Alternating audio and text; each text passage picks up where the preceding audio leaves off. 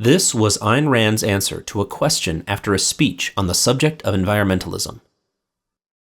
Will you please explain why restricting technology is a contradiction in terms? Because technology depends on man's inventive freedom, the freedom to invent and to produce.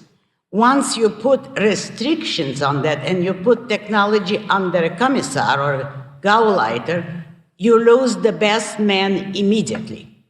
Then the really independent men are not going to produce. The better ones who might remain by sheer chance or accident or who are more tolerant will eventually be displaced by the ruling clique's favorites, which happened in Germany under Hitler and in Soviet Russia is still going on, so that the best minds are incapacitated in technology because they have to be subject to the orders of the commissars or the switches of the party line. And by that means, the country produces less and less by that process. But also, a point I wanted to remind you of, you cannot isolate one branch of technology or of knowledge from others. You cannot restrict one branch, but say, oh, go ahead freely in medicine, but not in refrigerator production. All branches of knowledge are interconnected.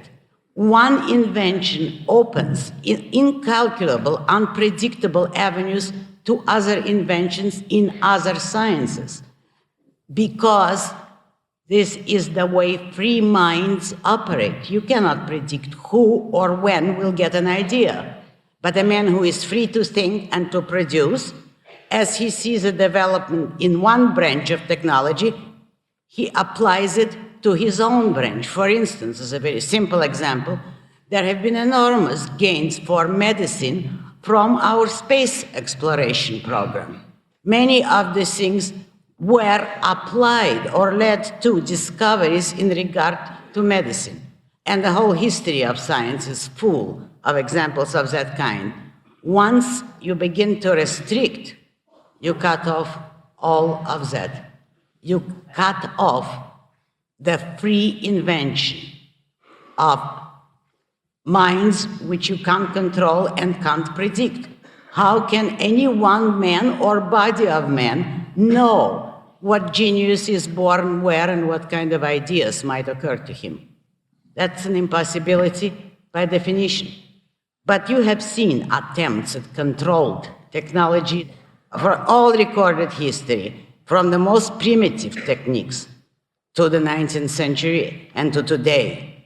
And you can see it doesn't work.